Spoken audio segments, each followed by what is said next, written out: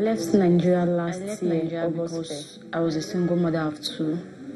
My mother was the one taking care of me. I'm the only child of my mom. So when my child was 4 months, I lost my mom. So I have to take care of my child alone. Many Nigerians in their quest for greener pastures and means of survival have fled the country through illegal means, some getting involved in illicit deals and ways of life while immigrating. According to the National Commission for Refugees, Migrants and Internally Displaced Persons, Nigeria has the 5th largest number of citizens crossing to Europe. Yvonne Benson Idahosa is a human rights activist.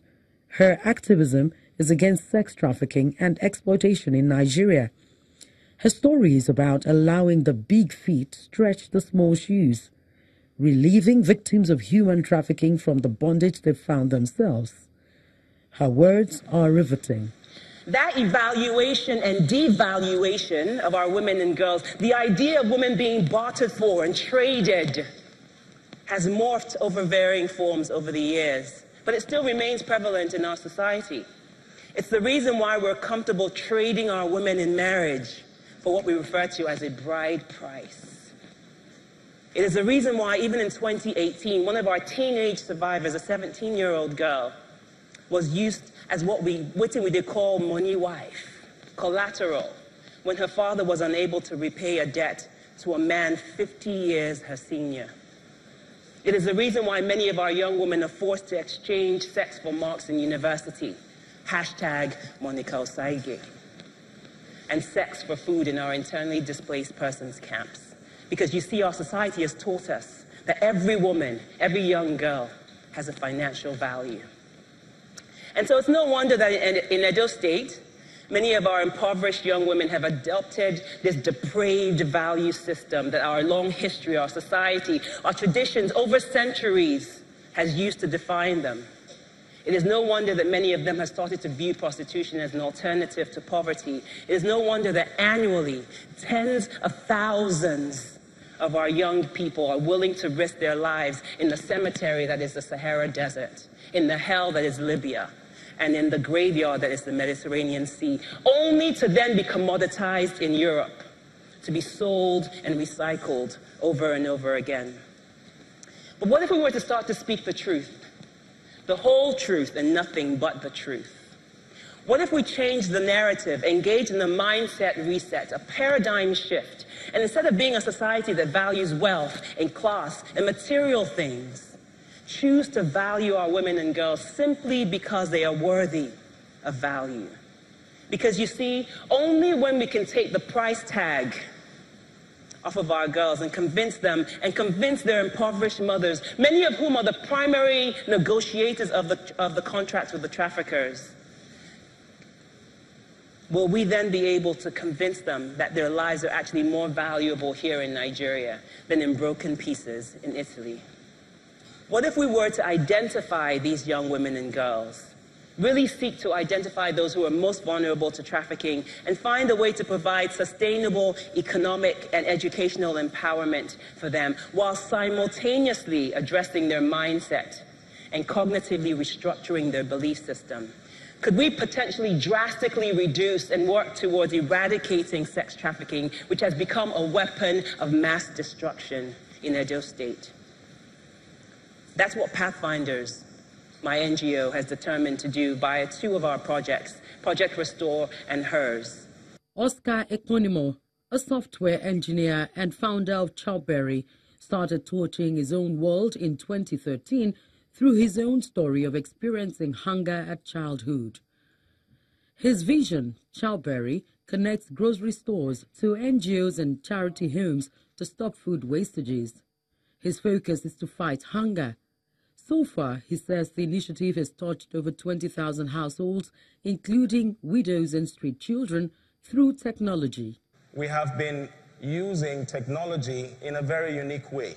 Now, I'll just run through what Chowberry really is. Chowberry is a simple application that does 2 things. We are saying, rather than throw away all of these items that would go to expiration in a short time, we are able to connect people that can make use of it in a timely manner, mainly families and households that are facing hunger. And we do this through an application service that we work with the retailers. Now, you would be amazed at how much is lost. The picture you see on your screen is from an actual store. They have tons and tons of this.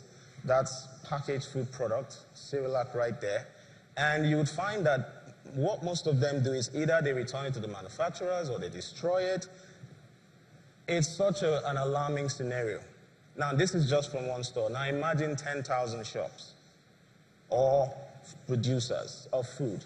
So, no one should go hungry when things are going to waste. It's really alarming.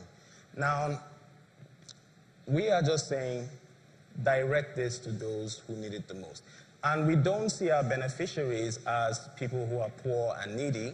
We see them as an active participant in the food system, helping to stop the waste. Because even people who are vulnerable and poor have dignity. They want to be respected. They want to feel good.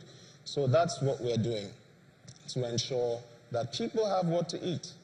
And over the years, we have impacted over 50,000 families between the Lagos and Abuja area, working with NGOs. We've spread all the way to Nasarawa State.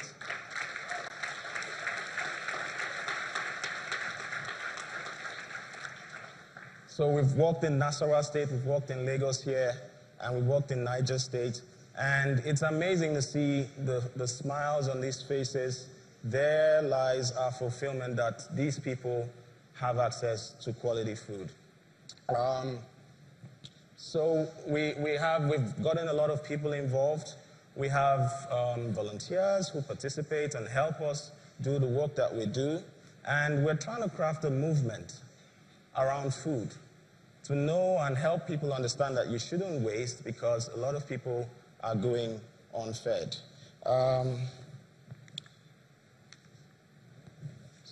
Okay, so this is a picture from one of our programs. Now, one thing is food access. The other thing is what is the quality of the food, right? You can't just keep on throwing items all around the place, giving people food to eat that are not healthy. So we've transitioned now to healthy food. Now, the bag you see there is specifically crafted with our nutritionist to ensure that every meal inside there, every item inside there covers the 6 classes of food. And then it lasts that person for at least 5 days.